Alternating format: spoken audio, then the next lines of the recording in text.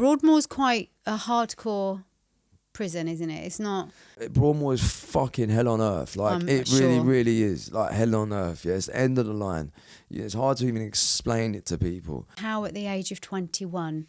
you end up in this maximum security hospital with some of the most notorious serial killers, murderers, and God knows what else. I had just sort of learned who the Yorkshire Ripper was. When I went there on the admission ward, the Channel 5 documentary, there was something about Yorkshire Ripper. Yes. He was like, and I remember the first time I seen him, I had to take him over his chicken burger. He had like a musky sort of glass eye. It was just a bit of an unreal, like a bit surreal sort of experience. I can't explain it. It's like feeling it, like, even to this day, I've never felt like in there, that presence being near, and there was something so evil. I didn't have that stability in my life. You know, I felt rejected at school, and I really felt like I'm a massive misfit when I was younger. You know, I was quite a fragile boy. How many foster homes did you have as well? Numerous, but there's only one I really have like a memory of, and the only reason I have that memory because they're not nice memories. You've turned your life around, and you're doing something really interesting now with your life. It's amazing, really. You're the same person. You've just learned to, turn it on its head, literally 360. It's just come to me now, yeah. Like, it's mad because I actually had that same energy, but in a positive way. Yes. Wow, you've just made me learn something about myself now, about from my childhood. Like, actually, I've actually had the same energy, but I used to put it in a negative now. Like, because you didn't know, you didn't have the right guidance. That's all it is. That's what I was saying earlier about if you know a kid that's going down that road, all they're looking for is safety and belonging. Yeah. And you didn't have that teaching. This is why I knew this was going to be good. I knew this. I feel like I'm back in Broadmoor now. That's probably the worst insult I've ever had. It's like being back in Broadmoor. What an advert for my services. Right, so this is an interesting guest for me. You'll know I've had Liam on, and so the listeners that have heard Liam's story will be, I think, engaged with this one as well, because it's not similar, but let's just say there are similarities, because this is Ben Hatchett, everybody. So those that don't know Ben won't know that at the age of 21 you went into Broadmoor, which gives us a nice lean in to the story. Yeah. Broadmoor's quite a hardcore prison, isn't it? It's not... It's just the maximum secure, highest secure mental hospital. Yeah. You know, it's like the highest secure prison, but it's classed as a hospital. There's 3 of them in the country. I ended up going to 2 out of the 3. And you were in there with some interesting characters, which we'll get to later. Yes. But really, before we get to there, I think it's important to understand how at the age of 21 you end up in this maximum security prison / hospital with some of the most notorious serial killers, murderers, and God knows what else. And then we won't tell the whole story in one go, but you've turned your life around, and you're doing something really interesting now with your life. So let's go back before we go forward, just to find out how you got there. So you grew up in Hastings and Eastbourne. So you're born in Hastings. Yeah, I was born in Hastings, and I grew up in Eastbourne, the South Coast, East Sussex. Quite from what I know of Hastings, it's not somewhere that you associate with, certainly my understanding of it anyway, with hardened criminals. Maybe I'm wrong. Maybe that's where you can sort of fill me in a little bit more. But it seems to be quite a low-key, fairly idyllic place by the sea, not too far from Brighton. So what was going on for you in that area of the world? Yeah, Eastbourne. I think Eastbourne's known as like the hot, suicide capital. So they've got a beachy head, and there's a lot of old and retirement people go down there. It's a lovely area. It's actually really, it's really nice. But unfortunately, like every area, there is, people will be people, and there is some antisocial behaviour in every different area. But you are right, especially someone with like my record, you'd probably like stereotype it to somewhere like in East End of London, especially probably the way I talk now, which we actually just said before. I wouldn't put your accent to that. I think it's probably a prison accent, to be fair. Like, I did my whole 20s inside, and mostly around like the London sort of area. But yeah, I grew up around there, but for the first part of my life, I was in like foster cares. So my mum was young when she had me. She was young? 15. Wow. Which I was a cesarean boy, the little blue boy. I've seen fosters reports, social services reports actually, So I was a little blue baby. Oh.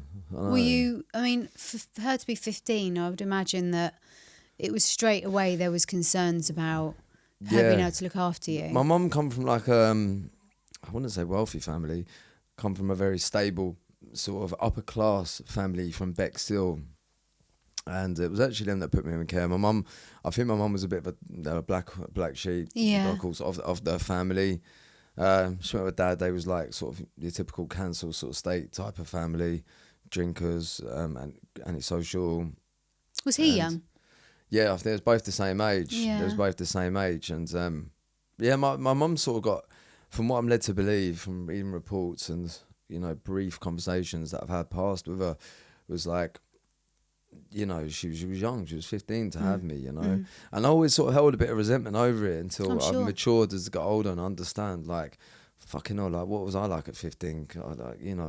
Looking after a child and that as well. And they sort of abandoned her.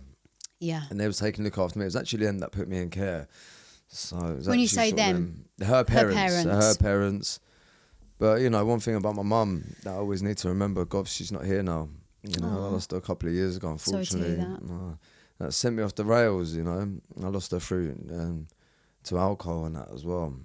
But we get into that. Like, so, I forgot what I was saying then. So, I forgot what I was saying. Her parents took over. Yeah, so they sort of put me in care. But also one thing about my mum was amazing. She got me back out of care. I think when I was pushing 10 years old, etc. But it made it difficult to really build like a son and sort of mum relationship, given the age and that as well. And, I've learnt as well, one thing I've actually learnt recently is, a child's mind is really moulded by the ages 1 to 7. Yes, that's so true. It's such an important age. Yeah. It's like, I always say, if you think about building a house, you've got to lay the foundations, otherwise everything else falls apart. Yeah. And 0 to 7, the reason that that's the case is because the prefrontal cortex, which is your thinking, analysing bit, that's what I read, yeah. It doesn't start to fuse till 7. So everything that goes in unfiltered. So just like a sponge that you're just absorbing everything. But without any ability to analyse that information. So this is why people always say, oh, I just thought it was normal. Because there's no way of your brain knowing that it's not normal until you start to be able to use that part of the brain properly. And that's what forms your bias. So everything in life is going to be, I guess, magnetised towards the bias. Yeah. So if your beginnings are abusive, neglectful, full of addiction, the chances are that's so normal because you've not analysed it that you're just attracted to it like a magnet. That's interesting. Yeah. It makes a lot of sense as well. When you actually look at that point of view, it does make a lot of sense. Yeah, that's why I said... relatable to my life. And of course. And I said to you before, I said, part of the reason that I was interested in doing more of these types of podcasts around crime or, what other people consider to be abusive and all that sort of stuff, and understanding people's motives is because if you understand that fundamental beginning of this is a magnet now, I'm drawn towards things that feel normal, then you can forgive people for mistakes that they make because they don't know anything else. And you certainly wouldn't have done. I mean, foster care, I can imagine there's a lot of neglect and rejection in that. But like you say, you've also got to understand, as you starting to, by the sounds of it, your mum's motives and what drove her and why things happened the way they did. As we get older, that's where we have to do the work. And that's why you see that kids are essentially, and young men, knobheads, because they're not ready to do that work yet. And I say they're not ready, I mean their brain isn't ready to do it yet.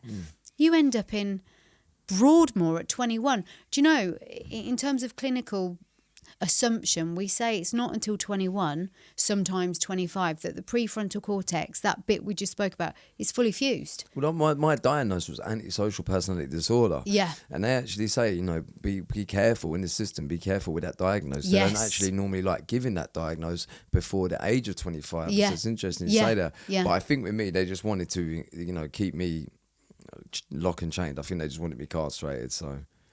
It's really very sad so far. I'm actually really, from that understanding, which I know we've got to go more into, but it's really sad that happened because you're not given a chance, really, are you? Let's face it. So you're in foster care, and the care system? So were you in care homes and I stuff wasn't as well? in care homes, no, it was more foster. I nearly got put up for adoption one time, but, you know, the family didn't want me, but that's God's will, that's God's plan, you know, that wasn't meant to be, you know, thankfully.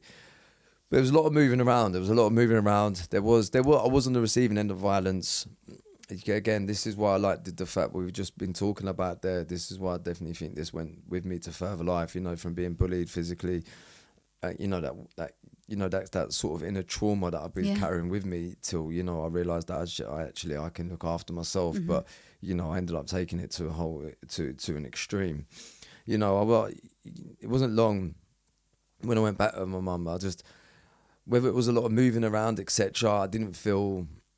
I didn't have that stability in my life, you know. I felt rejected at school, and I really felt like I'm a massive misfit when I was younger. And don't forget, I was always small in that as well. You know, I was just easily timid, and you know, I was quite a fragile boy. And then I went to moving about a bit to different sort of schools. So I never felt like I fitted in either. You wouldn't have done, would you? No, you know. How many foster homes did you have as well? Numerous, but there's only one I really have like a memory of. And the only reason I have that memory because they're not nice memories, and I think that stuck with me. I definitely, from a psychological side of things, it definitely, what's the word, like mapped out some of my life regarding violence. Do you know what I mean? Yeah. So yeah, you know, I took it on to school. Again, I didn't fit in. This is when I'm back with my mum now. And then I started going into the town centre, and I met one of the cool kids, the popular guys, you know, someone who had a bit of a street name, and going into town. And this guy, I met him on a bus, and I think I was going up to get some little plastic model things. That's what I was into as a kid, you know what I mean? Like, just like, and I met him, and then we was talking. He knew straight away he was a cool kid over from the South Coast. We used to have like the night TN hats and all that back then. And he had all that. You know, I mean, there's me and like, I don't know, Donay or something like that. Like, you know, hi. But he took to me, and I felt like that, and we sort of built up a bit of a friendship. And I remember going out with him in town, and there's other kids that I knew of.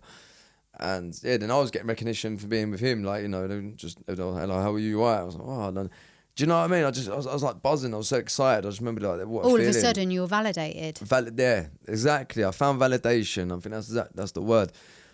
And then, yeah, it was just sort of going. It wasn't long before the sort of antisocial behaviour sort of started. You know, like just robbing from the shops, like little bits of snacks and all that lot.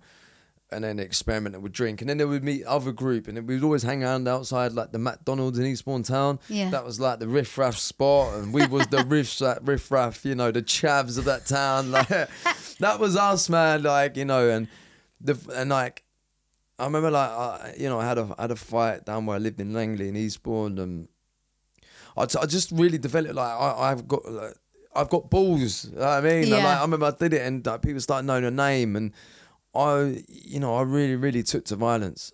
Well, you found an identity. Is that what it is? Yeah, because... This is why I knew this was going to be good. I feel like I'm back in Broadmoor now.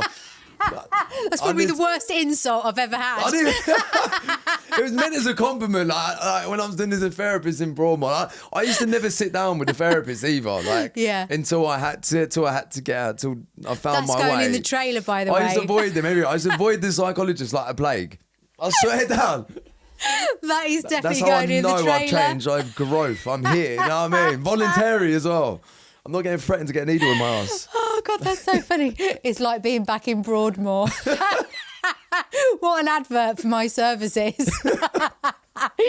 Right, okay, back on track. No, so you were moving around from foster care to foster care, some of it not so nice by the sounds of it.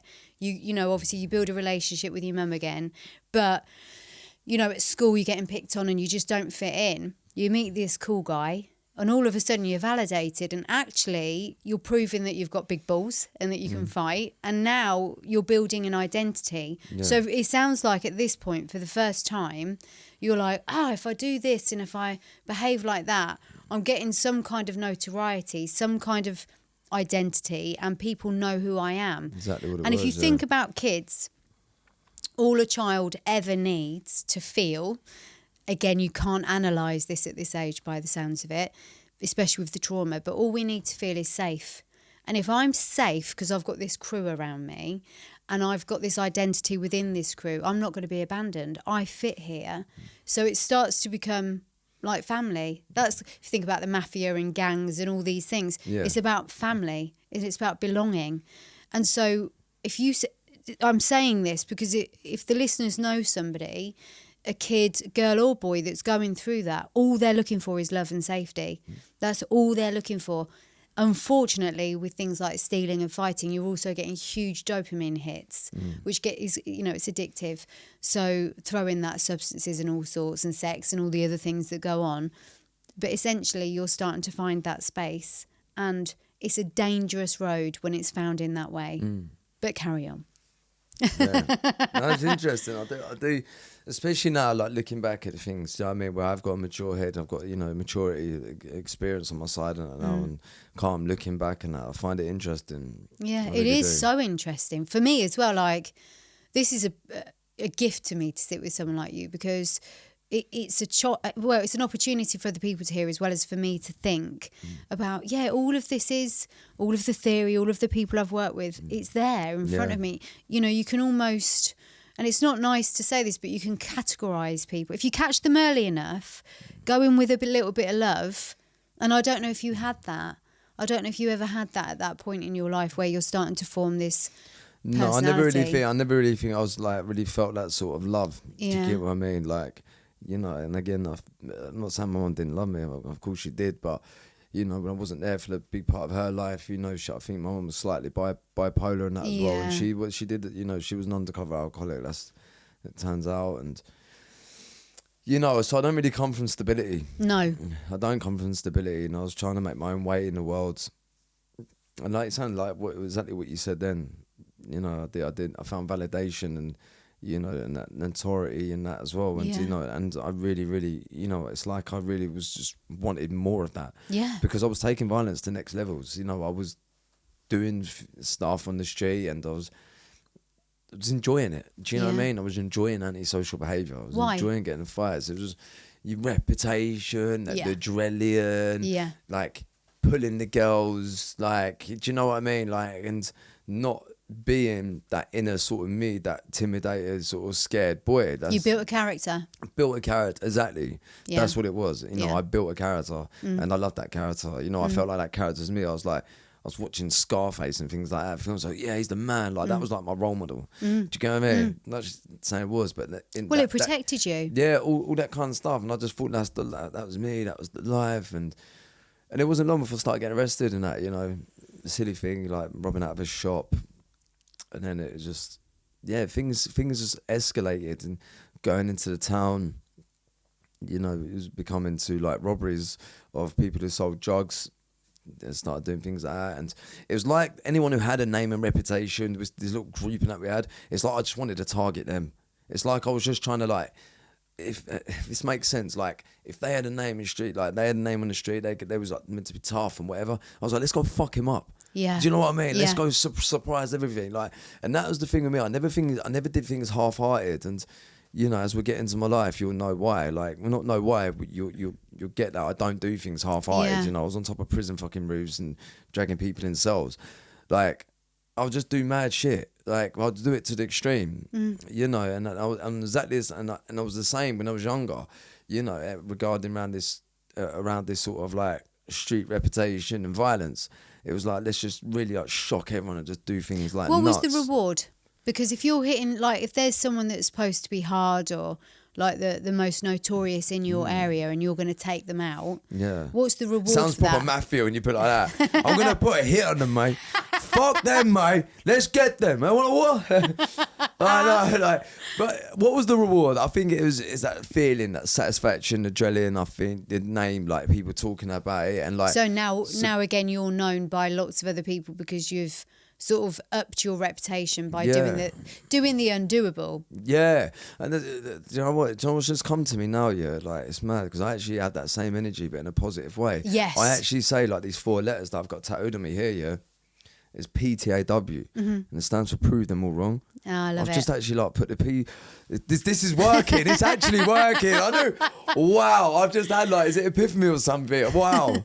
you've just made me learn something about myself now, about from my childhood. Like, actually, I've actually had the same energy, but I used to put it in a negative now. Like, because you didn't know, you didn't have the right guidance. That's all it is. That's what I was saying earlier about if you know a kid that's going down that road, all they're looking for is safety and belonging. Yeah. And you didn't have that teaching. That's so mad. Like, just put that together. Like, it's amazing, really. It's you're the same person. You've just learned to, turn it on its head, literally 360. But I've just never thought of that till then. Yeah. That's mad. Yeah. I literally just never thought of, never put them two together. Like, you were always driven. Yeah, you were always driven. And do you know what? That just shows, and actually, like having that energy in that, if you want, if you're not guided, if you don't have them correct, positive influences, role models, etc. in your life, and you're taking inspiration from negative, it just shows you like how much of a bad dark path you can really actually go down. It's really sad. Yeah. It's really sad.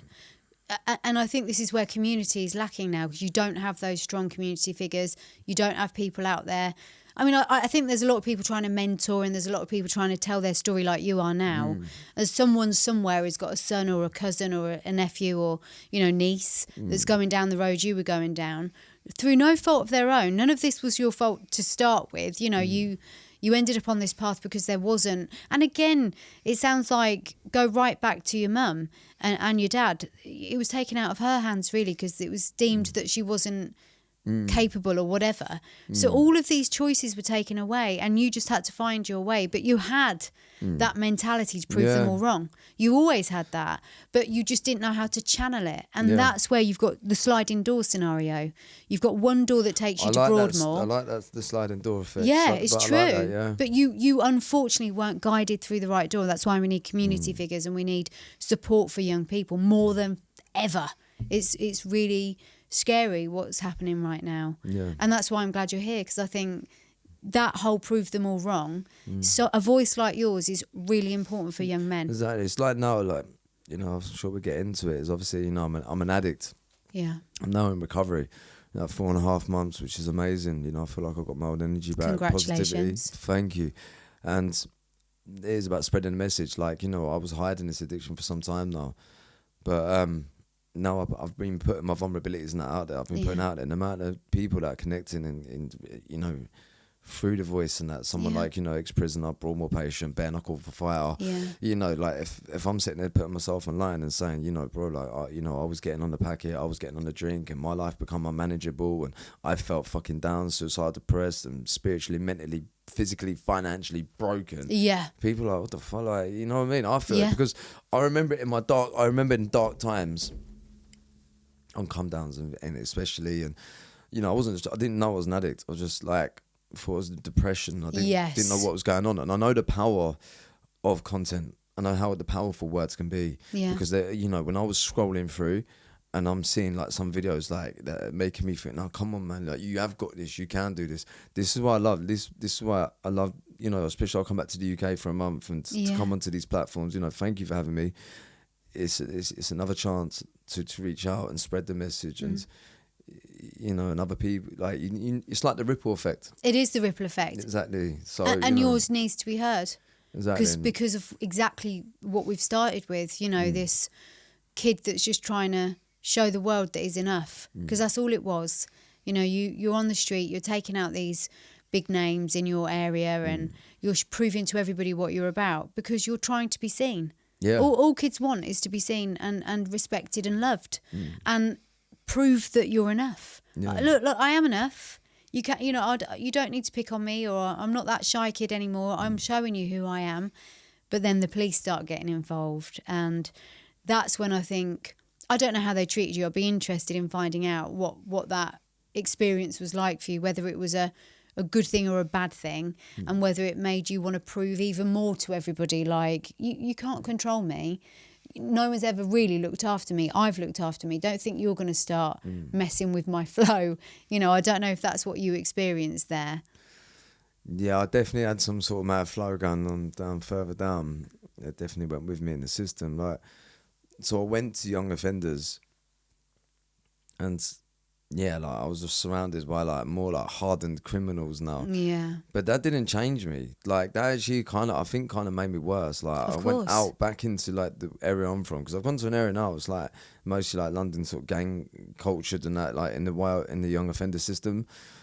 And they all sort of know each other and that from areas, because, you know, it's a big city, it's, you know, more crime. Whereas in like Eastbourne and that, there's not many people going to young offenders. Yeah. So, you know, there was a lot more active energy, if you know what I mean by that. There was a lot more, you know, volatile hostility, the words. But then I saw it as like I've got more stripes, like when I went out. Do you know what I mean? I saw it as like badge of honours, like I've been the young offenders. That's how like my mentality was. You know, it's sad, but it's reality. And yeah, I took that out with me, and it just made me worse. Like I really did. Like there was nothing in there like that made me think, oh shit, this ain't the life for me. Do you get what I mean? It was like my first sentence was like 6 months, do 3 months. Yeah, 6 months, do 3 months. You know what I mean? But it didn't. But like you say, it's now you're learning skills, and you're learning. You know, if you think about animals in the wild, everything's about watching body language and mimicking that. That's how, I guess, the alpha becomes the alpha. He's learnt from other alphas how to do that. And boys, I think, young boys in particular, are quite primitive. So if you're in a young offenders unit and you're seeing someone that's, like you say, from the inner city London, and perhaps it's their second or third time there, they might have some, I don't know, something about them that you're learning from. You're going back out there with this cool badge. Again, it's about belonging, being seen as enough, more than enough. Well, so a kid like you is going to be survival now. This is not just about showing off. And I think a lot of people get that wrong. I think a lot of people see kids playing up and say they're just showing off. They're acting up. No, they're finding a way to belong. And they don't belong in the normal systems, because the normal systems don't make room for them. So the school systems and the family systems don't make room for kids like you. So this is where you belong. And it's where you're learning how to prove yourself. And like I said, it's just the whole sliding doors. It's a great film, that Sliding Doors, as well. Great. It's a nice, simple one. No, but it's self-explanatory. Yeah, though, isn't it is, I still remember that film. Yeah, it's very good. You know, when I do like live streaming that, and I say about the Sliding Doors, and people are like, what's that? I said, yes, it's a great film. Yeah, it is, yeah. And it was Gwyneth Paltrow. She did a great English accent. I'm really just amazed by how that accent went down. But it's a very simple analogy. There's always two doors. Make sure you take the right one, but you didn't have the guidance. That's it. You're really good at explaining things, isn't you? Like, well, thank you. Yeah, really good. If you haven't got the that's really good to explain. Really good. Thank you. So we come out young offenders. We're still playing the game of like antisocial behaviour. Things escalated. Things just got worse. The violence did get worse. You know, and I was at the age of 17. You know, age of 17, I was convicted for knife crime. Yeah. You know, I was 17. He was 17. What did you do? I used a bladed article on someone. I slashed him. So now the violence had got worse. You know what I mean? It escalated. I take it he survived that. He survived, yeah. He survived. Fortunately, luckily enough, he survived. They attacked me. A group of lads attacked me. They, you know, we called it jumping back then. They jumped me, and I was with a group of mates. I sort of strayed from them. I was down the seafront. It was at Airborne. It was busy. On Eastbourne, they have the red arrows, like a big plane. You know it? Yeah. Yeah. So that was on, and you know, there's thousands of people down the beach. We went down there drinking, just sort of for the vibe, and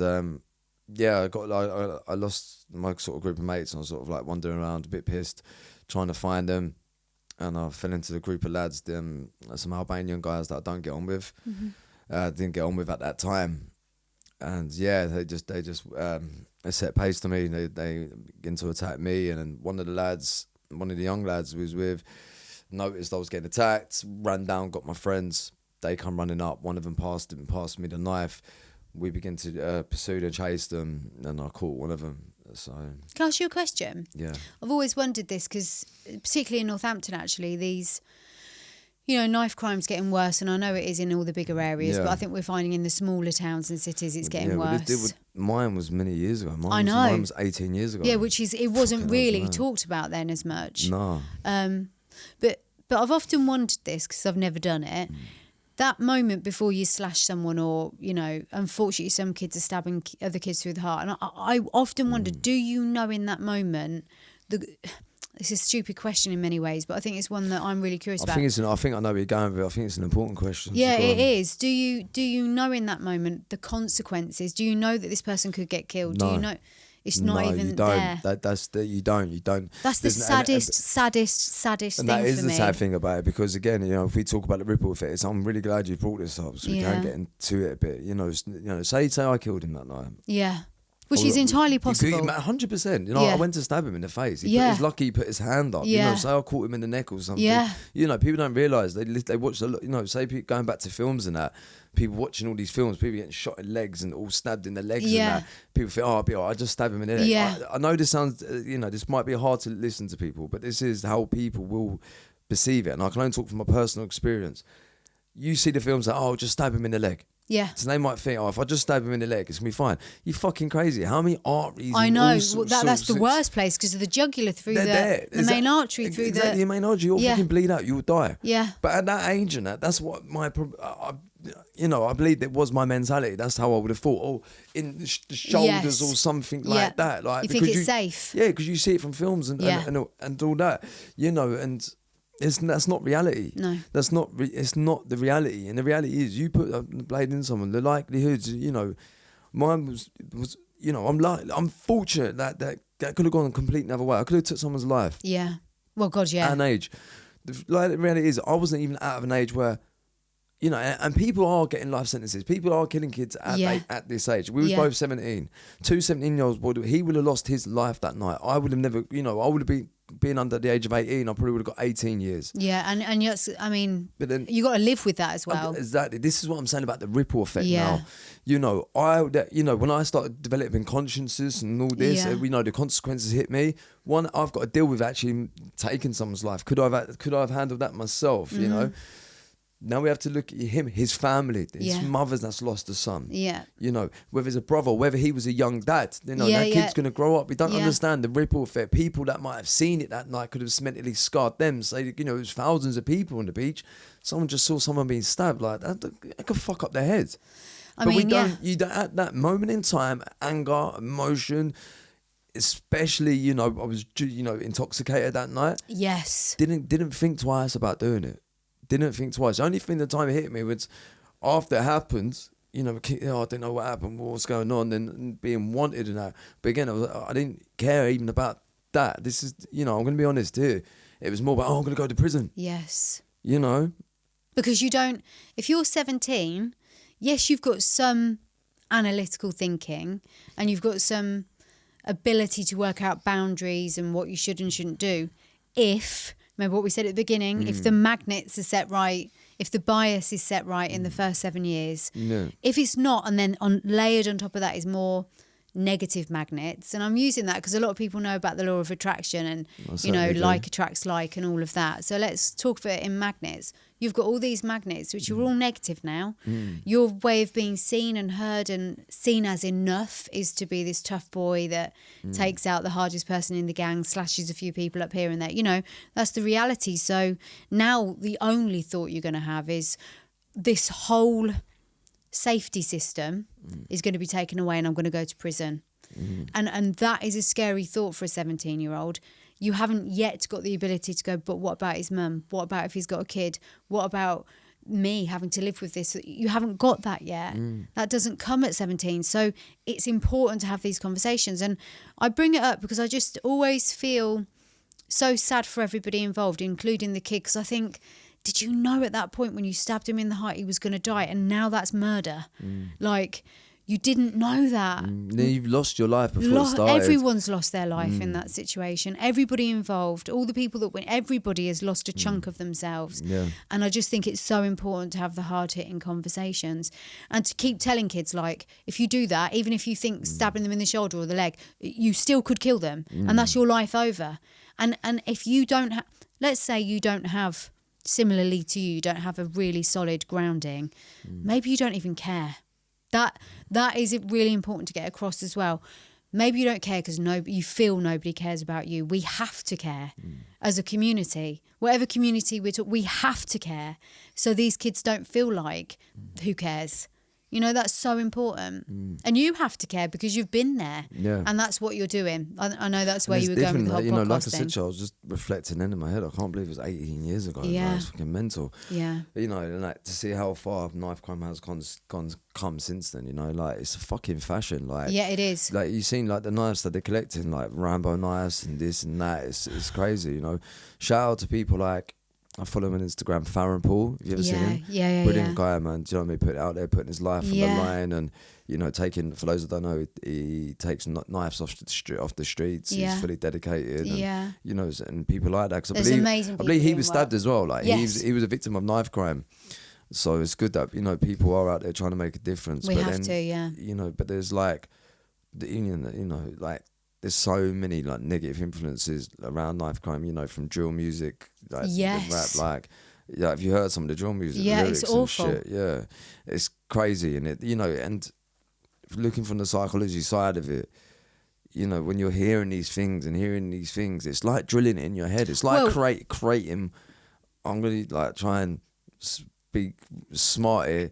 Like it's like developing white matter. Yeah. Like carrying knives and listening to these things. You're like wiring your brain to like, for you probably to like think it's acceptable, one, to even have a knife on you and then actually to use it. Am I making sense there? Well, I always say, and it's not me that made this up, but you know, repetition's recognition. Oh, yeah, So that's it. Yeah. The more you hear it, the more normal it becomes.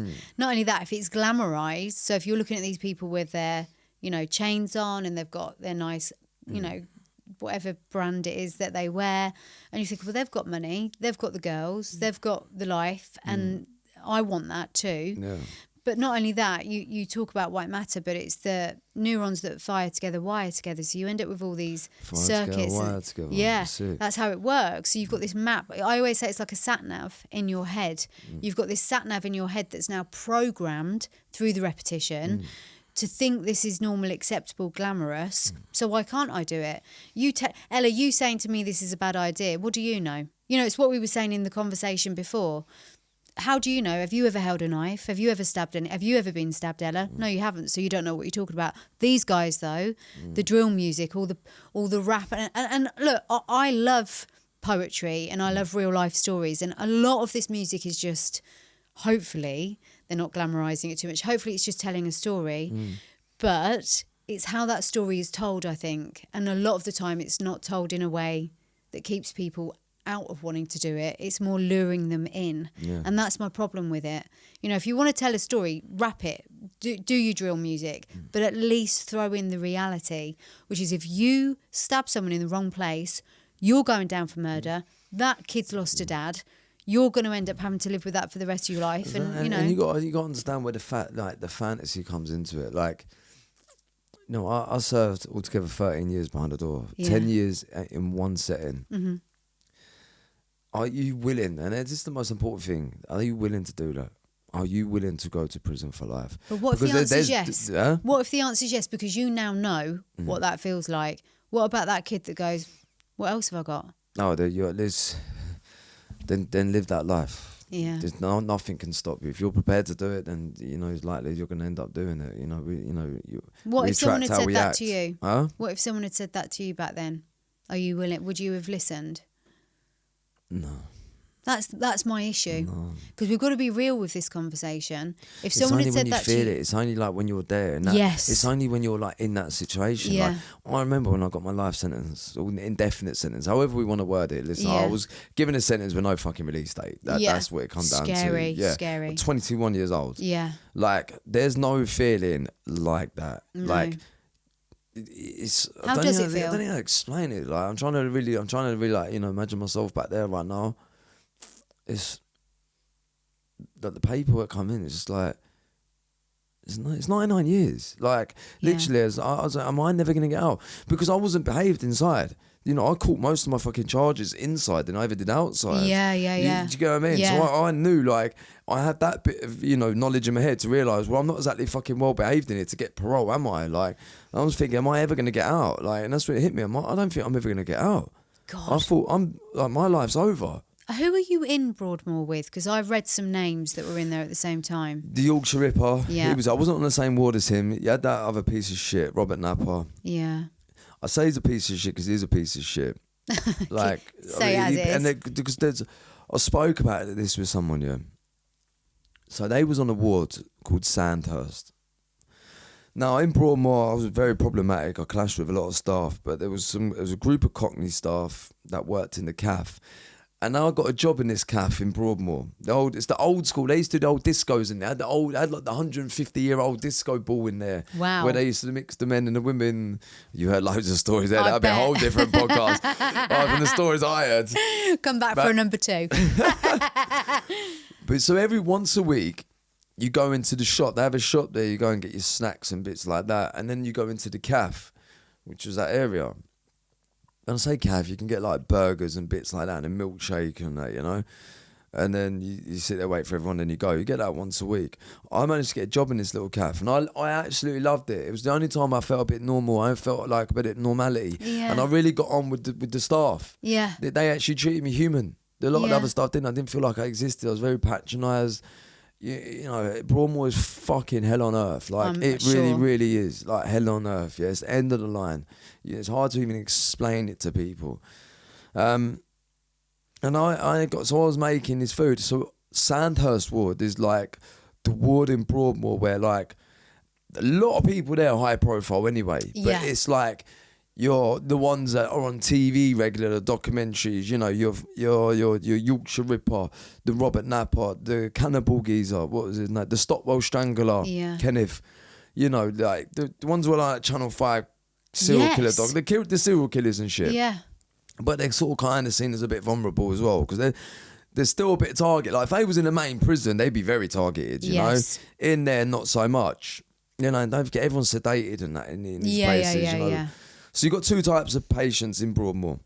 You got the MI, the mental illness, the schizophrenics. Then you got the PDs, personality disorders, your antisocials, your narcissists, your psychopaths.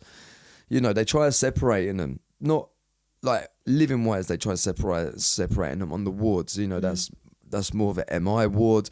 That's more of a PD ward. Because as you know, personality disorders, you know, with narcissists can be very manipulative. Oh, God, yeah. Personality. So, Yeah. you know, you can imagine a schizophrenic and a personality disorder and a narcissist. It's just gonna be a manipulate. nightmare, Yeah, yeah. man. Do you know what I mean? Yeah. So, Well, it's already a nightmare, to be fair. yeah. It's going to be even more than that. So they're like on their own. They're like, but them ones there are on like their own ward. There was on a ward called Sandhurst, and they used to go there on a Thursday afternoon. And I had just sort of learned who the Yorkshire Ripper was because when I went there on our mission ward, the Channel 5 documentary, there was something about Yorkshire Ripper. Yes. His Yeah. documentary. I was like, fucking hell, he's in here. Like, and I remember the first time I seen him, I had to take him over his chicken burger. So I walked over to him. I wasn't doing the cooking then. I'd not long started my job in the cafe. So I was like, I grabbed the food and take it over to their table, and they had like a receipt, and you have to sign the receipt, and I take the receipt back, and the money gets taken off their credit. And I remember I was plodding over, taking this fucking Yorkshire Ripper serial killer, like his chicken burger, and I'm just remembering big fat thing, old grey, he had like a musky sort of glass eye. Wow. A guy called Flo stabbed him in his eye, took his eye.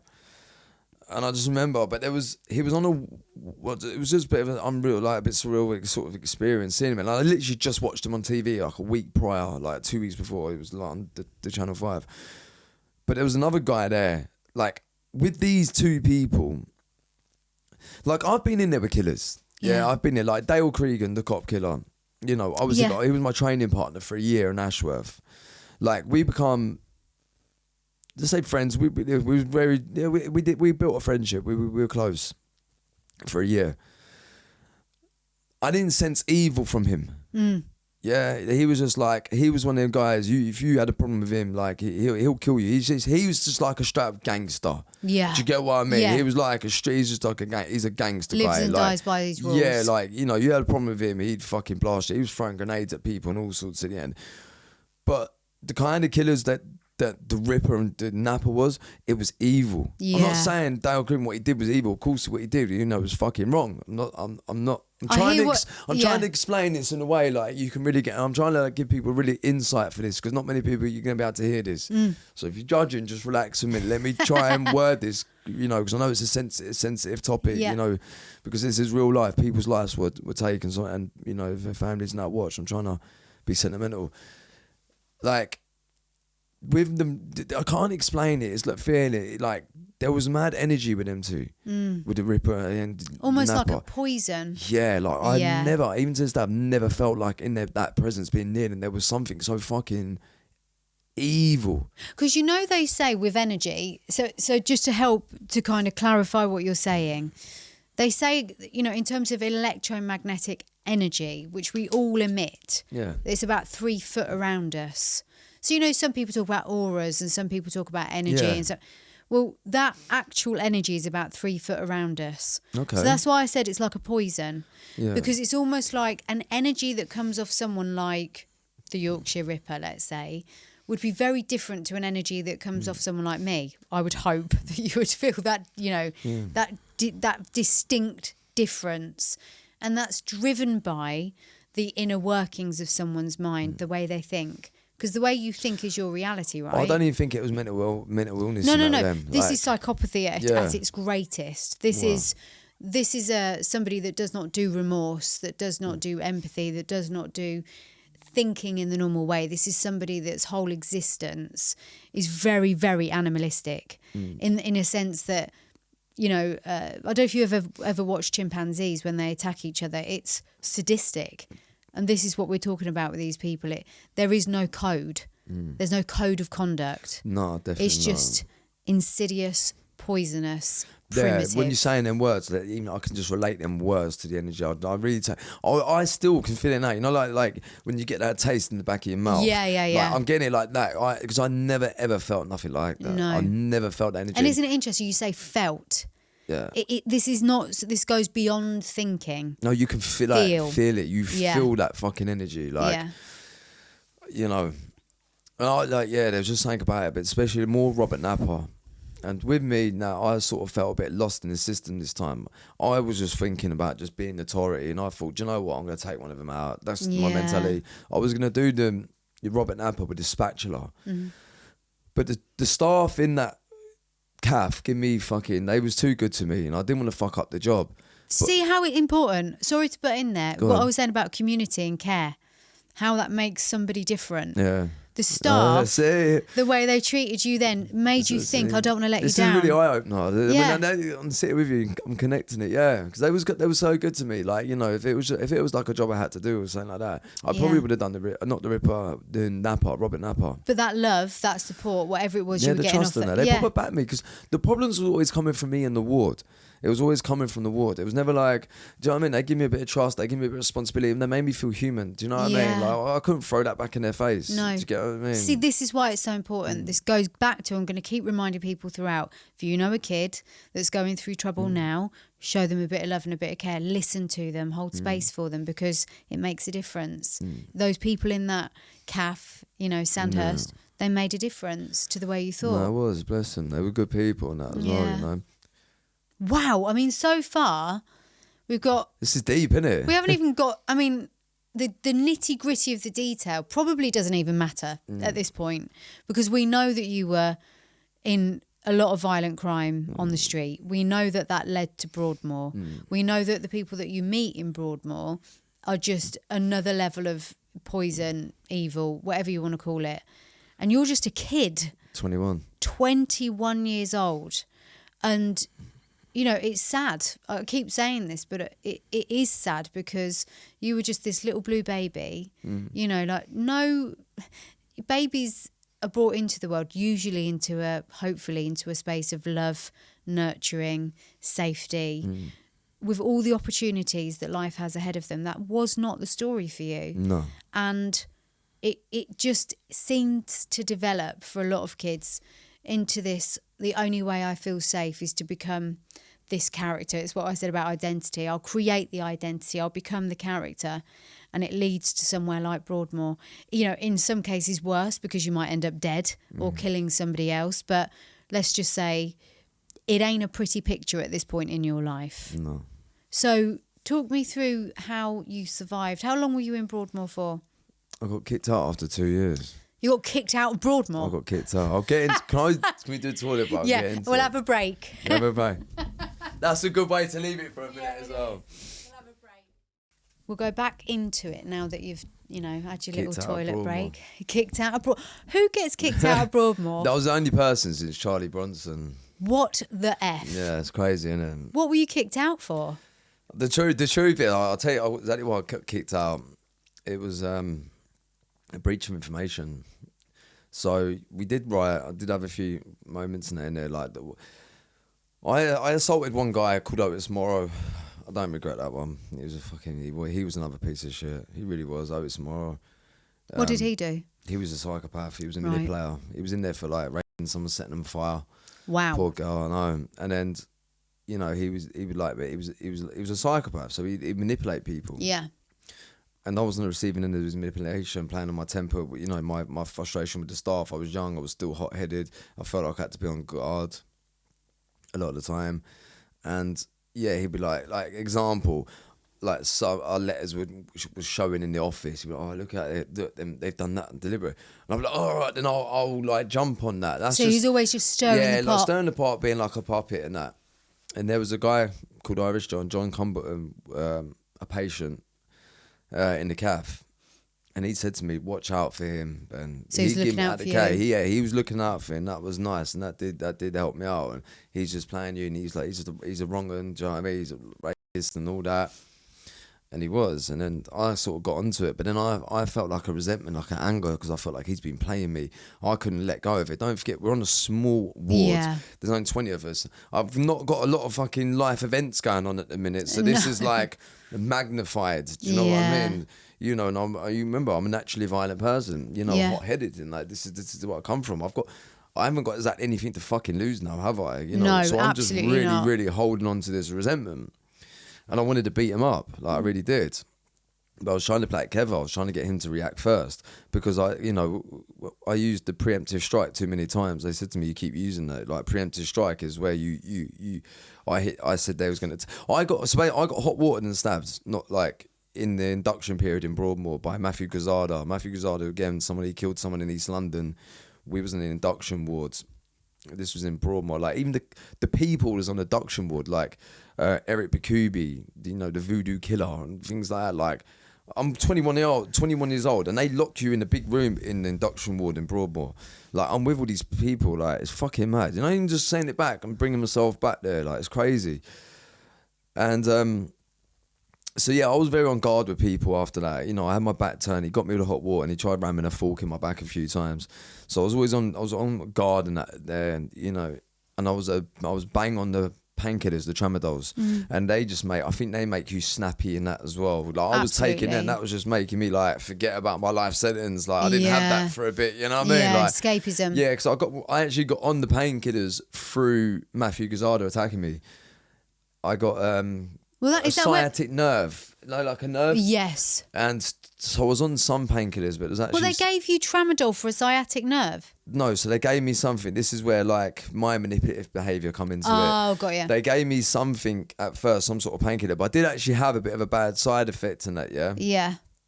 And like I was street kid, I was clued up and that. I thought, let me try and get the trammies out of this. Do you know what I mean? Yeah. And where they was sort of at fault, because he was meant to be on arm's length observation because he was in trial for murder. Like... he wasn't on arm's length observation. He wasn't meant to be given full hot water. They're meant to like make the drinks for you. They're meant to milk it down like the coffee. It was a small cup of water. It wasn't like a big pot of like out of a kettle. You're not allowed kettles in that. No. At certain times every hour you can go to the kitchen on the ward and they like serve you a drink. So they served him like a hot water, but they're not meant to. They're meant to milk it down for you. So you're not allowed you're not allowed water at a certain temperature. But they fucked up. You know, over time, little rules get lenient, don't they? Nothing's like bang on, is it? And yeah, I just dropped a bottle lid, and like I turned around to pick up this milk bottle lid, and he scolded me with the water. I had like a discolour, like 3rd-degree burn. I had to put the patch and that on there. And he's got the fork from the side because he grabbed they had like the tray there, which I shouldn't have had that tray there. That only comes out at meal times. Grabbed that, he tried ramming it into my back. Just like pierced scar, nothing serious. Like pierced the skin, nothing serious. And we got into it. So after then, I was always like very like, you know, being aggressive. And I think the painkillers, taking the tramadol, I managed to blab the tramadol through that. Got ya. And, you know, but my sciatic nerve was never going away. You know what I mean? Yeah. You know, I'm milking it. Because when I took them tramadols for the first time, like, it's an escapism. It's an escapism. Is that where the addiction starts? Looking back now, I Must have definitely, been. this is what I brought, you know, I brought on the podcast the other day, I brought this up because now I can actually really see the pattern of my addictive Well, it's an behaviour. opioid, isn't it? It's like, it's the tramadol is not to be scoffed at. It's like... How I never fucking overdosed, because I started doing all the addict behaviours and that as well. Like, I'd save my morning dose, I would double up in the evening. Yeah. Do you get what I mean? I was doing all that, like, just to get wolf. Like, I remember I went into one of my paroles, a tribunal. I took like 600, was it like 600? No, 300. I think it was like 300 milligram. Wow. Do you know what I mean? So it was like my full day's lot. So my morning, so I'd have 100 mil in the morning, 250s, then in the lunch, and then in the evening. And I think I like took all three and got on tramadol. Like, I mean, this is scary, hardcore mate. stuff. I don't know how. I suppose what happens is we know that certain receptors in your brain, they get used to that amount, so they start to need that amount to get the same effect. Same with any addiction, alcohol, anything. The way your neurotransmitters dangerous, respond. mate. Yeah. So like, even immature, I'd never even thinking about overdose. Well, and shit again, like you that. wouldn't have done. No, and to be honest, I wouldn't have really cared. No, either. I mean, Like, who would in that place? Like, I was more than happy to run the risk of an overdose, to be fair, like, because I didn't really have much to live for going on. That's what I was saying. So it's Morrow. So anyway, I started, because I knew he was very, like, he was a sexual predator. Like, every time there's women staff and all that on, and it's like, you could wire your Freeview box up in your room to, like, you'd cut the wire and you put it like near your window and you'd get all the channels. They tried blocking like some of the Freeview channels, i.e. Babe Station and that. Yeah. But like him, obviously just being like a fucking creature of a guy, obviously. Well, I'd saying that we all did fucking wire it up anyway. Well, do you know I what would mean? imagine you did. Yeah, but with him, he'd have it on all the time in his room and that, because, you know, people would say, well, he's always got that. Like, do you know what I mean? Just a real sexual creep, like, predator. Yeah. And he was like very slick, like when there's female like staff on the wall, he'd be on and be around that. You know, he's just the nonce, isn't he? Yeah. Like, so I started saying, I thought I'd play his games back, I started saying, oh, he's on it like butter on toast. I just started singing like, you're on it like butter on toast. And he got on it. He's a fucking master manipulator. He got on it. So I just played the games back. And it weren't long till he come to my door. He come to my cell door after me walking past saying something. He must have got to his head stewing on it. So he's took the bite. You know, I'll play these games with you, bro. Don't worry, man. But the thing is, I'm willing to back it. Yeah. And he come to my door. So Owen Morris come to my door, and he come to my door with a tiny, like, what we call it, like a chiv, and it was like a bit of plastic that had been like sort of sanded down, like, you know, from his wall or whatever. He also had a hot drink in his hand. So he's come to my door, I've opened the door because I know what you're saying. I've thrown the newspaper at the back of the room and I've just stuck the airbutt on him. Literally stuck the airbutt on him. He's gone flying. I'm going to work on him on the floor. The ward, on the new build, the ward goes slightly round to the right. And it was kind of out of the sight of the staff, which is kind of rare because there's more staff, like there's a lot of staff to the patients. Every ward's about 20 patients, 20, 24 tops, 22, something like that. And it was this scouser called Shane Cooper, something like that. Yeah, Shane Cooper, who was in the room opposite me, who went and hit the bell. Right. You know what I mean? So he done him a big favour because I was, you know, and I had a lot of resentment, hatred towards this geezer. Like, I was really trying to ram my finger in his eye and all sorts. Like, I was going like, it was a nasty, Staff have all calm, they've got me. I'm sitting there saying preemptive strike. They're like, Ben, you've used this a few times. No, they just think I'm just like, again, my manipulative behaviour. They think I'm just doing that, trying to get away with an assault. And technically, he did actually come to my door. So I was angry about that because I've gone in seclusion. He went to outside hospital. And then I got moved. This was on a medium dependency ward in Broadmoor, where you get a bit more, you know, you don't get locked up until the evening, and you can get into the kitchen there. You can actually do a bit. Do you know what I mean? It's you know, it's more of a comfier living experience. Standard. Yeah. Whereas now I've gone to the higher dependency ward, and I was angry over that. But not long later, he got released. He went to a medium secure outside where like you go in the community and all that. He did do like 17 years. Then he went to medium school and then he got released. And not long after he got released, he raped a 17-year-old girl. You know what I mean? So again, once a nonce, always a fucking nonce. Well, I mean, people like that. Otis Mora, his name was. What a shame though that they thought that it was a good idea to release him, because psychopaths are psychopaths. Yeah. There's no remorse. They don't have the ability to stop themselves, so they can never really be out. No. The justice system isn't quite right still. It doesn't. It needs to change. It needs to update itself, because it's some of the laws within that are hundreds of years old. He come to my fucking door as well. Yeah. But this was like a lot of the emotion I had towards this sort of place. It's like, I'm a young lad, you're 22 years old. Yeah. And obviously, I wasn't gone. Yeah, obviously I had a lot of fucking issues and all that. It's meant to be a hospital. It's meant to be a therapeutic place. Yes. And that, like. Well, it sounds like it made you worse. Listen, it was fucking hell on earth. There's so much there. So I've gone to the high dependency ward now. Like the friction between like the staff is more. This ward was mental. Like this ward was. It was fucking hard work. Like it was a dual diagnosed ward. So I said earlier they like to separate them. Yeah. This ward, it's a dual diagnosed ward. So you've got schizophrenia and... You've got your psychopaths and you've got your schizophrenics all rolled into fucking one ward. Wow.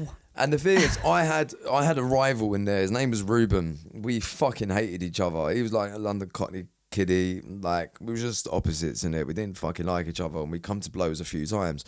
We was on this list called the non-compatibility list. So it means you can't be near each other. You're like separated. They know it. Every time we see it, they hated each other. I don't know where it was even all over, but we had like a couple of fights. So he's on this ward, so I'm on this ward. I felt like I felt like there was something him with the staff there. I felt like they favoured him because there was a lot of agency staff where Broadmoor was doing like the new build. Right. They was doing so much cutbacks. Like, so you had agency staff in a high dependent... pure agency staff. There was like an article about it as well. So this ward, I think it was called Chepstow, or the ward that we was on, I did. Anyway, there was a big look into it after. It was actually my psychologist, Jenny Kilcorn in Ashworth, that actually was part of it to go back to Broadmoor to actually like saying this fucking ward's inhumane. Because so many people on this ward was beefing each other because it was all people winding each other up. Everyone was on non-compatibility. So these agency staff come in and got a clue what they're doing. They're just opening doors. It's dangerous. It happened. They opened the door with me and Ruben. Me and Ruben got into another fight. But the thing is, this is what makes it even worse. So when you get into a fight or you get into altercation, you can't go back to a medium dependency ward because you've just got an incident. So that set you back again. You're at the bottom of the list again now. But they're putting you together with people that you're bound to have a fight with. Exactly. This and the cutbacks, yeah. So to get out of the hospital, there's stages. So you got your higher dependency ward. So now you've got to get off the higher dependency ward to get to a medium dependency ward. That's when you can start going to the therapy around the hospital. To get out of the hospital, you've got to do therapy. You've got to do courses. That's how you prove your rehabilitation. So you can't even get onto that if you're... No, not on a high dependency, you can't. So I'm pissed off. I've been moved to high dependency because the guy come to my cell. He shows up at your cell, Who went out and a 17-year-old girl. Yeah. Me, I've come out and fucking done... Turned your life around. It shows that how well they got it, didn't they? Sliding doors. Yeah, sliding doors, you're right, yeah. So now I'm on a high dependency ward. I'm there with someone we do not get on. The agency staff are fucked up, let us out at the same time. What's happened? We've got into a third fight we've had. So again, we're both on the bottom of the list now to get to the medium dependency ward. Yeah, so because on the high dependency ward, you're locked in your cell fucking all day. You have got telly in there. It's not like the block in prison. It's a bit more living, like, do you know what I mean? You can soldier through. But it's like everyone's sort of dual diagnosed. And me and this lad Charlie, he was a big lad from Portsmouth. He had enough. I had enough. So we were just wanted to do like a riot. Me and him was going to do a protest against all the staff. That's what it was just going to be. We was going to tool up, get them where they've all got to come in their mufti gear. Some, what's going to change because of that? Fuck all. But we was frustrated. It was wrong what was happening. It was wrong because years later things changed. If nothing was wrong, nothing would have changed. Correct, right? yeah. So you know, and I will never ever regret what we did. Never regret it. You know, no one was actually harmed, so it was just a lot of it was only social act. But you know, there was every action has a reaction, right? Yes. And how they was treated was inhumane. Yeah. We're there for therapy. We're patients. Yeah. You know, we're not like how they were treated as. You know, it wasn't. They've lost sight of that. Well, And with the look, cutbacks- humans are humans. Yeah. So if you've had enough, something's going to explode. Yeah, and it was that. It was that a pressure is cooker. literally where it was at. We didn't do that to like be a nuisance or just be forth. We didn't do it for fun. It come purely out of fucking emotion and feeling. It come out of that. So we've tooled up, and then we've just took over the ward. Literally chased the staff off the fucking ward. There's an office, so one ward's there, then there's an office in the middle that separates. You've got to come off the ward to get into the office, and it's separate, and it's in the middle of another ward, which is an induction ward for the PDs. It's perspex glass, so it's meant to be like hard and breakable. I don't know how Charlie done it, but Charlie fucking broke this glass. He got us in this office, perspex glass. I couldn't believe it. It wasn't even part of the plan. The plan was we was just going to have a standoff with the staff in their mufti gear and like shout our frustration and pray there'll be some sort of change. Fuck me, it didn't go that way. It went like it escalated very quickly, and we actually got in this office. But what makes this crazier, back then it was all folders. It wasn't computers. Of course, so it was pen and paper. Yeah. So everyone's got their folder. And 2 pages in this folder is people's index offence. Right. I knew what they was all in for on this ward and the other ward. So I was reading what they was writing about me. I'm reading out what they've been writing about me because, you know, every day they've got to write a quick daily report. Yeah. If there's an incident, they'll go in and write about you. I was thinking, you horrible cunt, you said this. And I ended up pissing all over the fucking folders. Yeah. You know, like I didn't have a light, I would have probably done something stupid. But now I know what other inmates, patients, whatever we call them, are in for. Jesus So Christ. me and Charlie are now, we're at risk because of they've got a duty of care still. Yeah. So I know what they're in for. So now we're at risk from other people because they're going to be like, they know what I'm actually in for. Yeah, and you should have seen some of the crimes that some of the guys that used to try and fit in as the lads.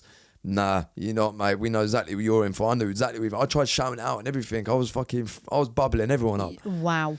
You're a dangerous person now. Yeah, so obviously, but it works both ways. But they're at risk from me. Yeah. Because I know what they're in for. Yeah. Well, me and Charlie. Do you Like get what I'm saying? You could literally cause all sorts of anarchy now. This data is personal information. They can have us there. And that is the real reason. So they were, after, you know, the Mufti team come in, outside police all come in, they finally got us out of this office with barricade for hours. And yes, went into seclusion. Charlie went to Rampton. He got moved to Rampton. I got moved up to Ashworth in Liverpool. Have you ever seen him since? Nah, I don't even know if he's alive, watching this or what. Never seen him, never heard of him since. They wouldn't even stop. They wouldn't even let us have letters. So Charlie Porter from Portsmouth. Wow. Yeah.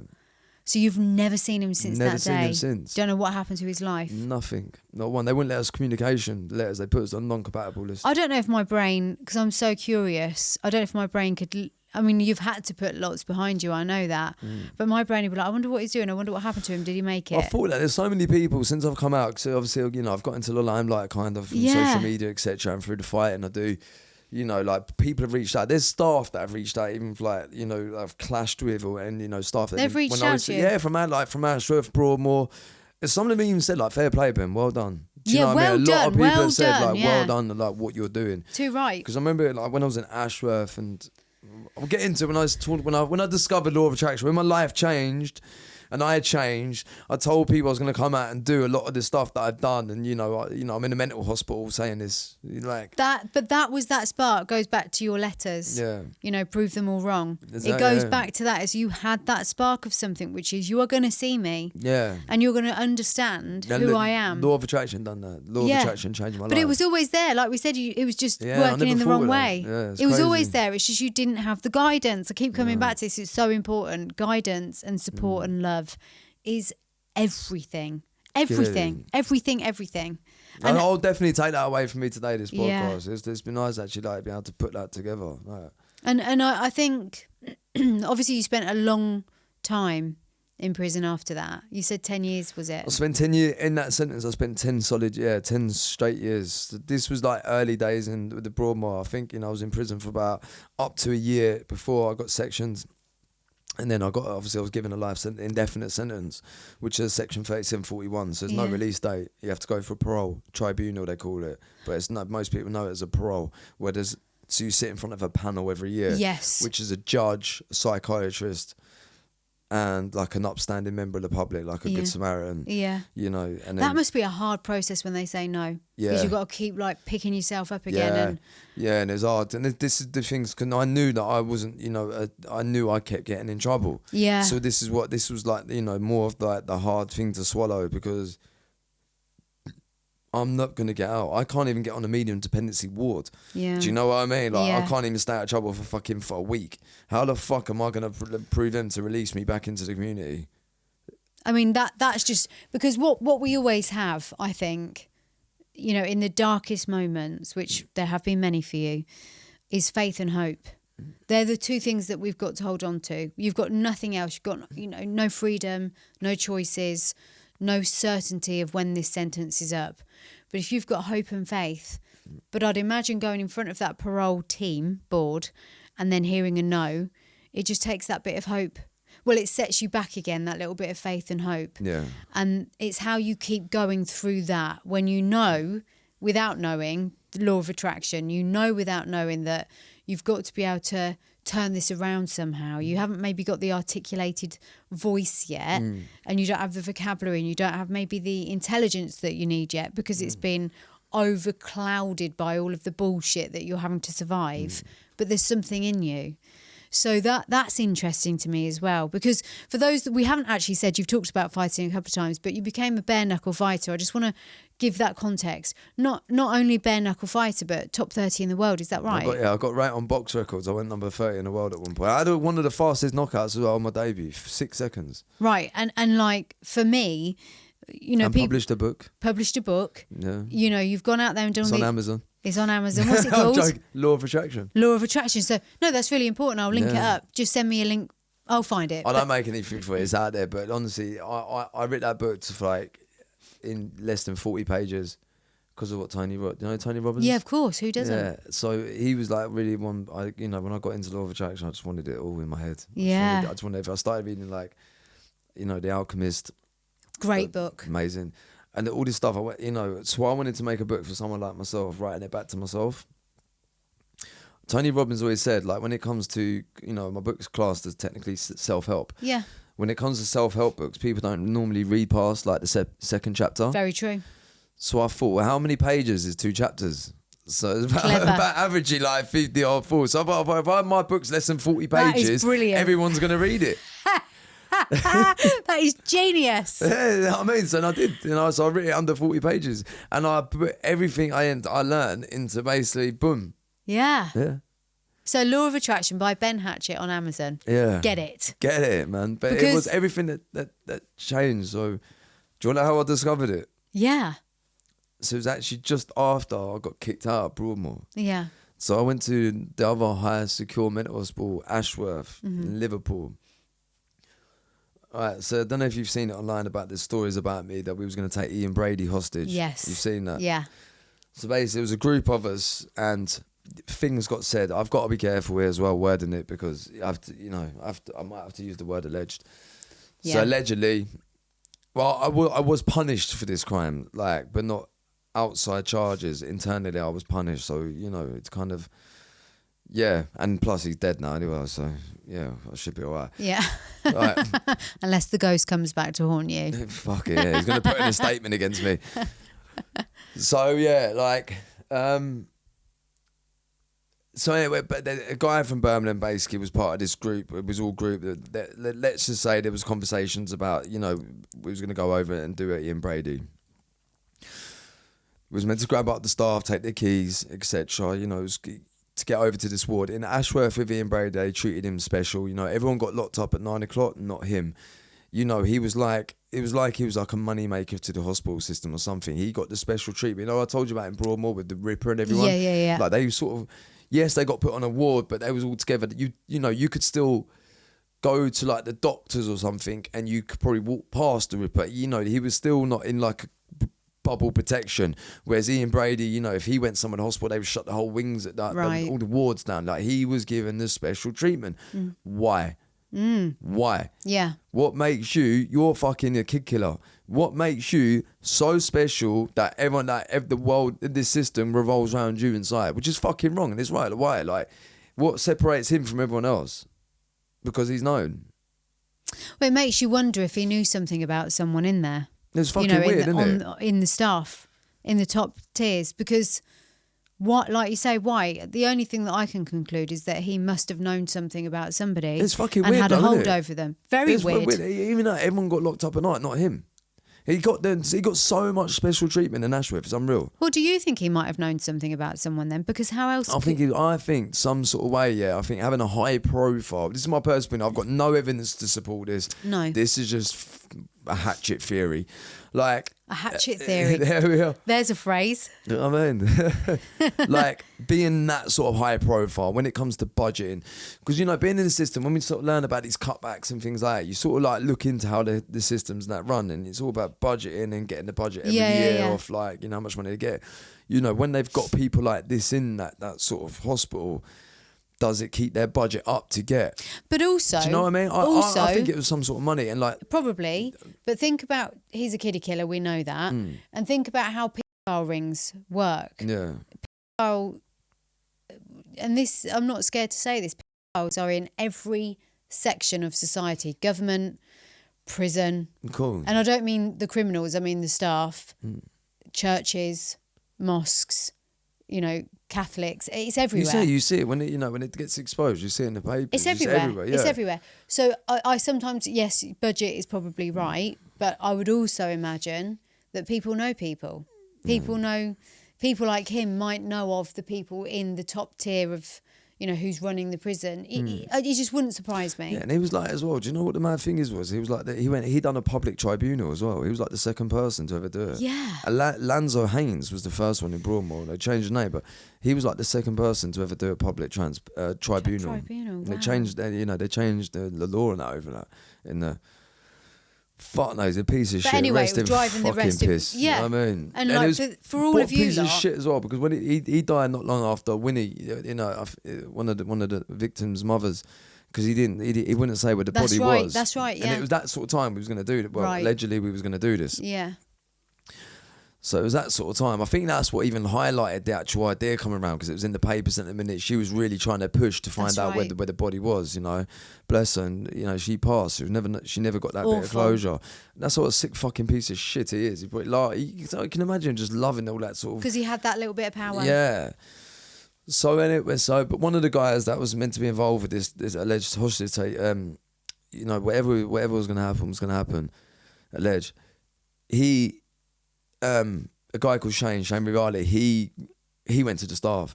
I come back from the med centre. I can't remember what it was, dentist or doctor's appointment or something. You have like a med centre where you go and you have opticians and, like clinic, all that kind of stuff, dentist and that, you go there.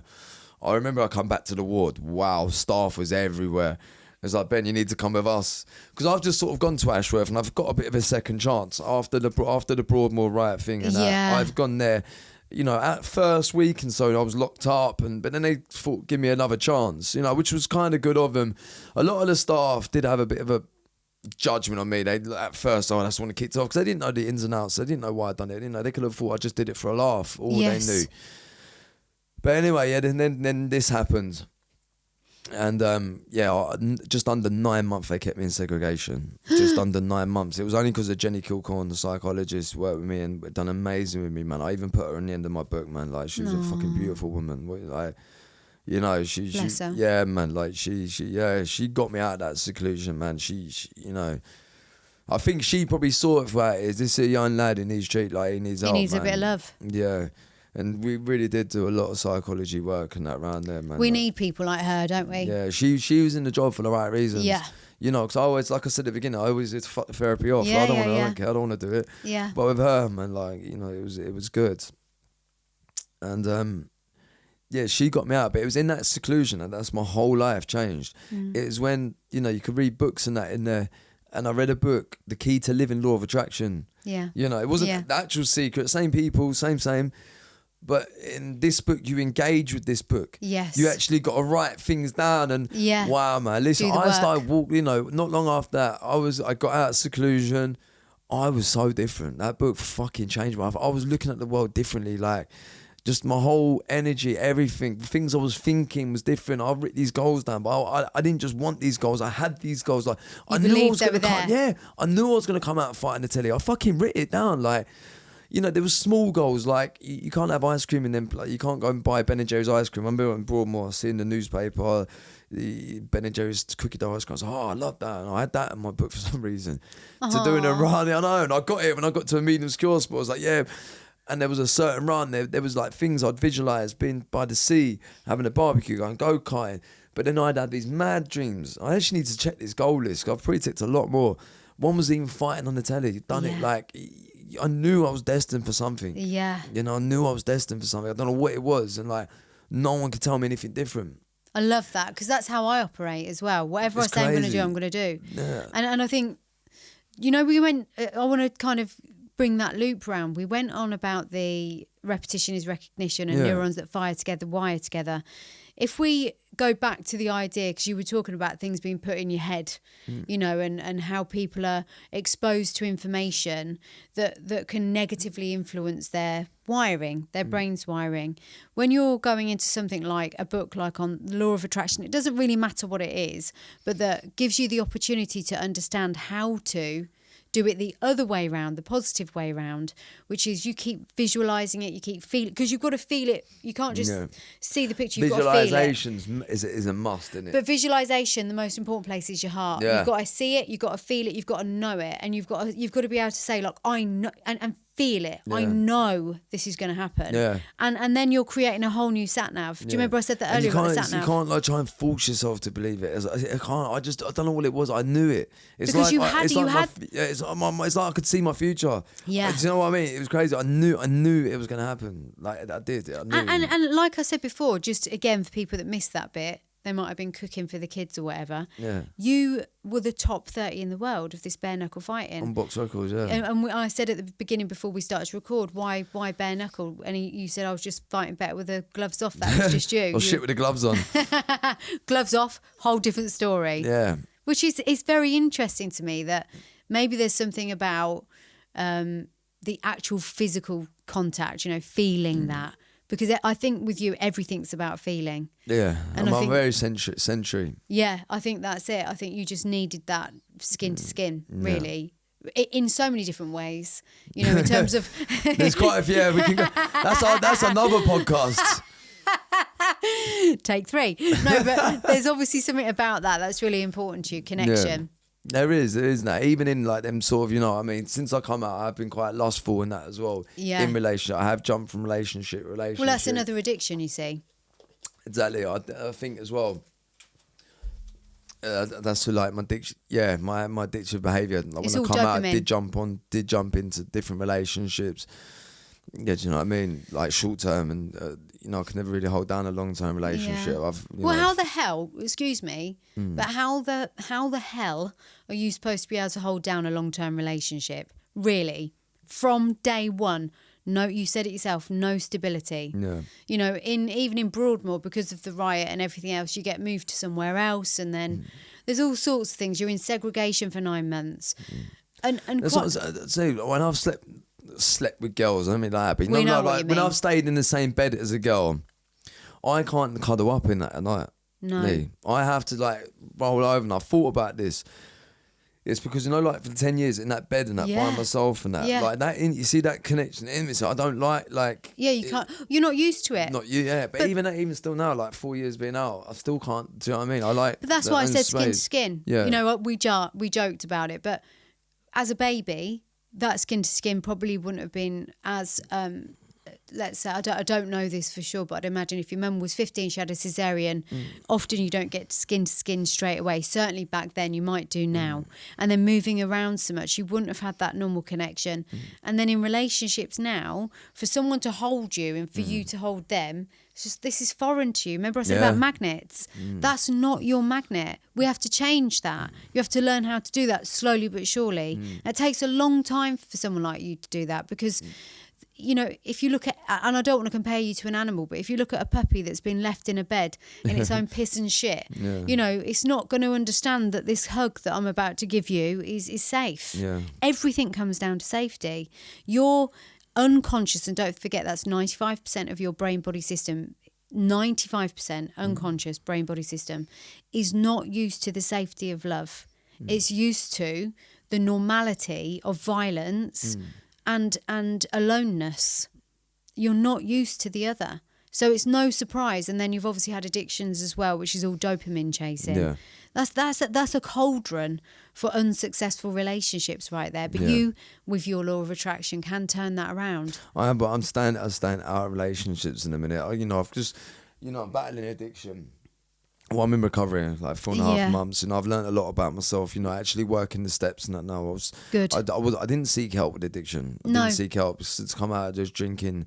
It's been, look, my vibration, my energy is so back high again now. Like, yeah, you know, I can feel that. I'm back taking over the fucking world again now. Yeah. I'm back fighting big platforms. I've got things, you know, my manifesting in my energy so back now. Yeah. I'm in such a good place. I can't do the relationships and that. No, and in a minute, you're not ready. You know, I didn't realise I was an addict either. The rehab in Thailand has done me amazing. You know, I go back to Thailand next week for training again. It's my comeback fight. You know, the addiction really, like alcohol and that really does, and like toxic, and it just fucking ruins people. It does. And you know, there's a lot of drinkers out there that are convincing themselves right now that it's a good thing. No, is it fuck? It's not. No. And they feel that because the neurotransmitters need the alcohol now, because there's, particularly with alcohol, you've got GABA glutamate. When you drink alcohol, GABA rises, which makes you feel less socially anxious and more confident. Takes away anxiety. Takes away anxiety. But anxiety. Glutamate drops. Right, and when glutamate drops, it takes longer to get back to normal, but GABA goes back down to normal. So what happens is, say it starts off where you've got both of them together, lying on top of each other, GABA and glutamate. GABA shoots up, eventually comes back down. Glutamate goes down, but takes much, much longer to come back up. So you end up feeling more anxious. That's why they talk about the hair of the dog the next day. Oh, I did that, yeah. Hair of the dog, so GABA shoots up again. Yeah. So you end up chasing that feeling, keep shooting up, but the more you have, the more you need. Yeah. And it's the same with all other substances. The more you have, the more you need.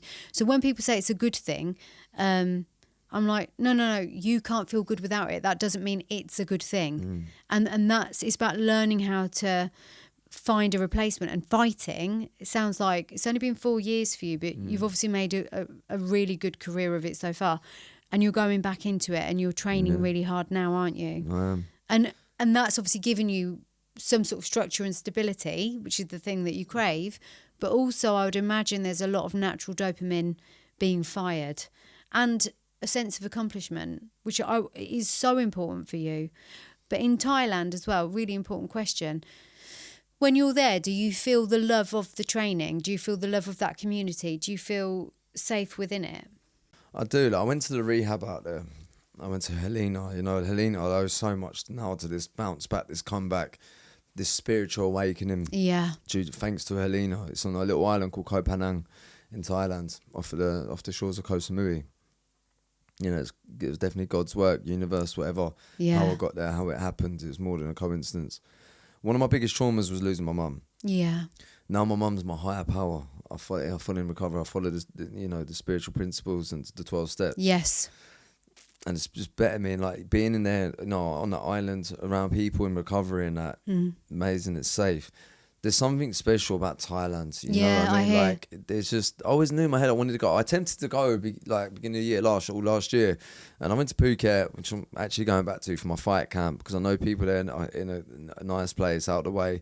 But when I first went, I didn't really know much. I knew a couple of mates. They was party heads. I went out there completely fucked up. I ended up doing, don't even know what it was. Basically ended up with some Thai girl for days in a house, like that. Wouldn't let me leave this house. It was just crazy, these Thai people, and this Taiwan kept like coming in and out and not leave.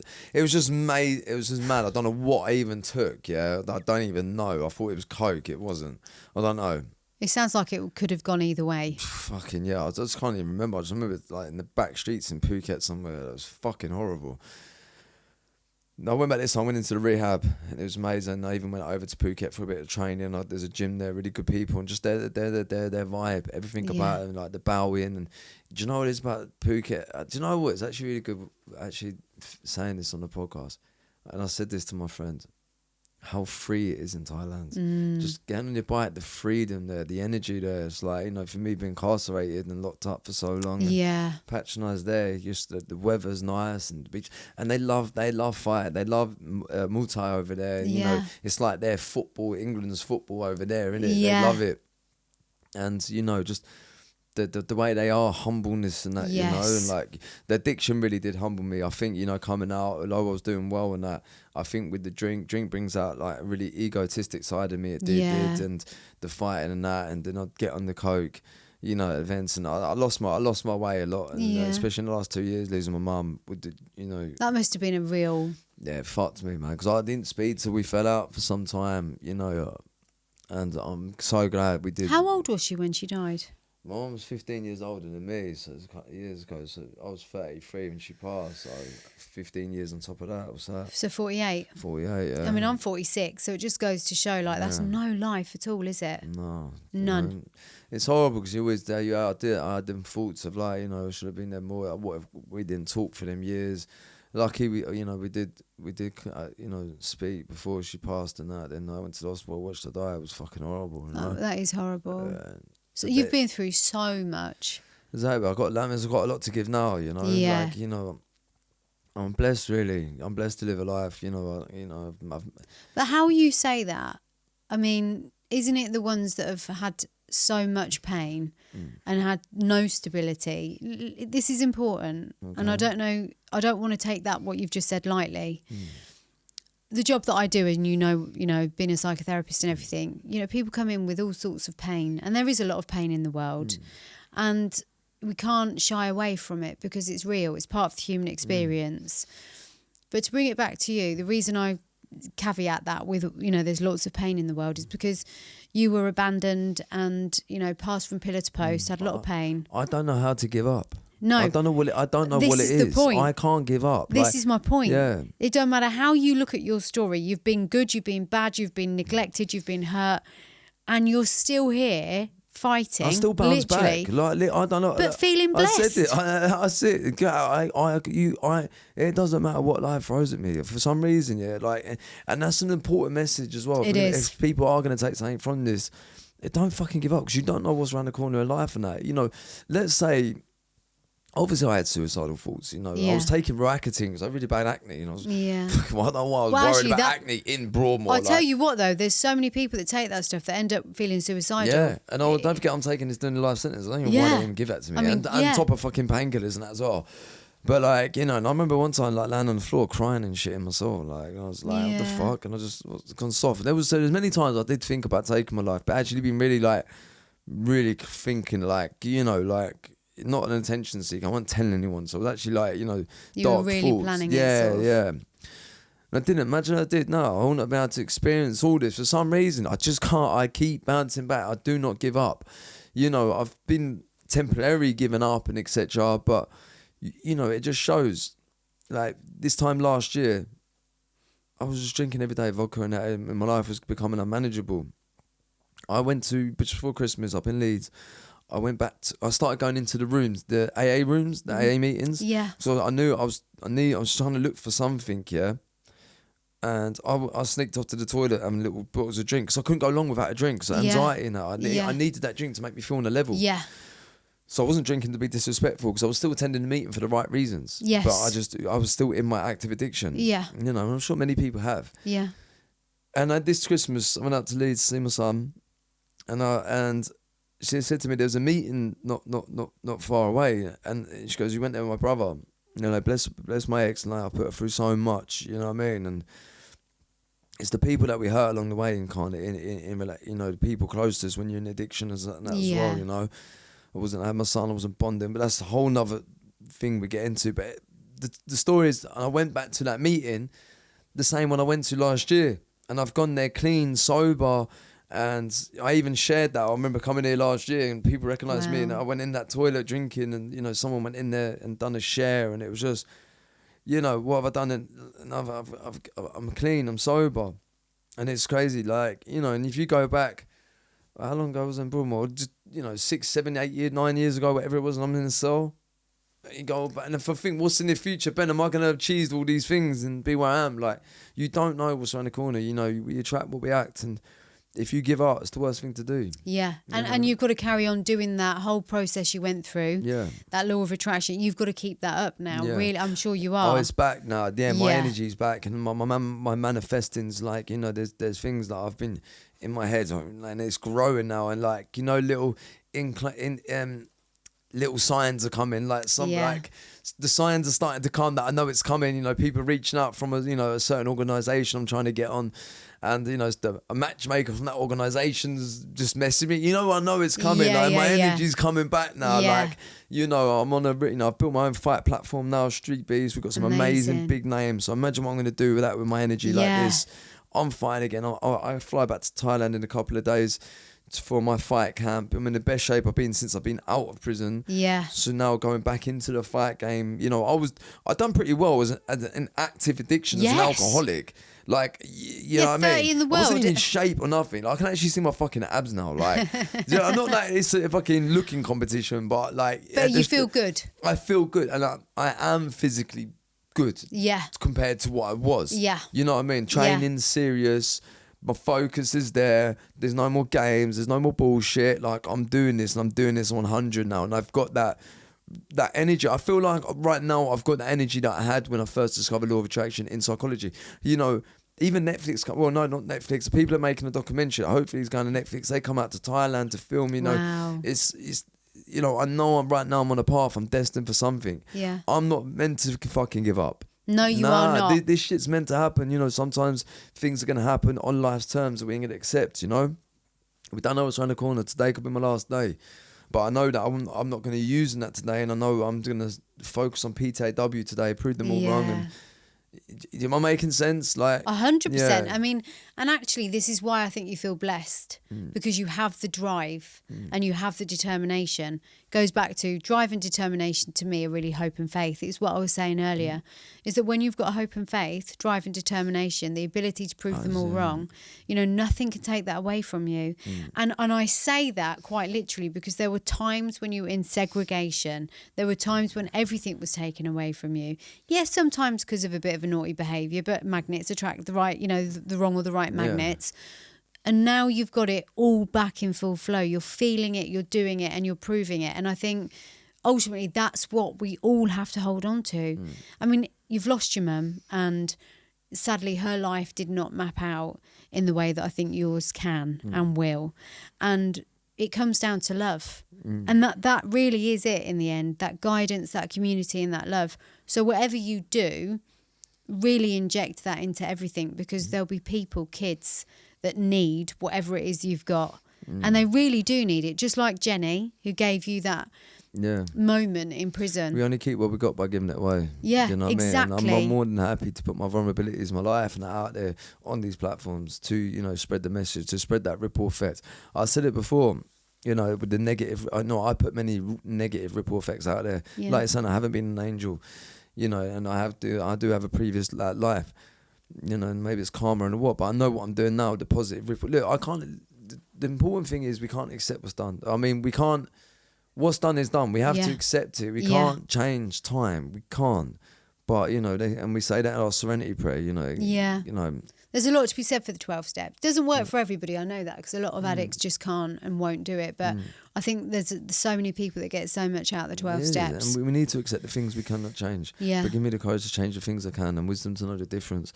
And, you know, I think I've gained a lot of fucking wisdom over these years. Like, I think that's fair to say. I think that's it. So I'm kind of, I know what's right and wrong in that now, you know, with my experience. I think with me, I like to learn the hard way. Yeah. You know, I've got to think about that. You know, if I'm going to learn, I learn the hard way. That's very true. And I take it to the extreme, but, you know, I'm learning from mistakes. I'm just going to keep going, and I do bounce back. Do not give up. Can I ask you a question? Sure. It's one to, you mentioned having your own kid, and this is kind of a nice way to wrap things up, okay? Yeah. I feel like there was a little boy in you that needed so much more. Now, I'm not saying that your life was meant to be this way, okay? So there's nothing, like you say, nothing we can do to change it. But having your own child and knowing that you were that child that needed to be loved and guided, what would you say to your inner child if you could go back face to face, look him in the eyes, maybe around 9 or 10? What would be your message for that version of you? It's a good question. It's basically to my inner child.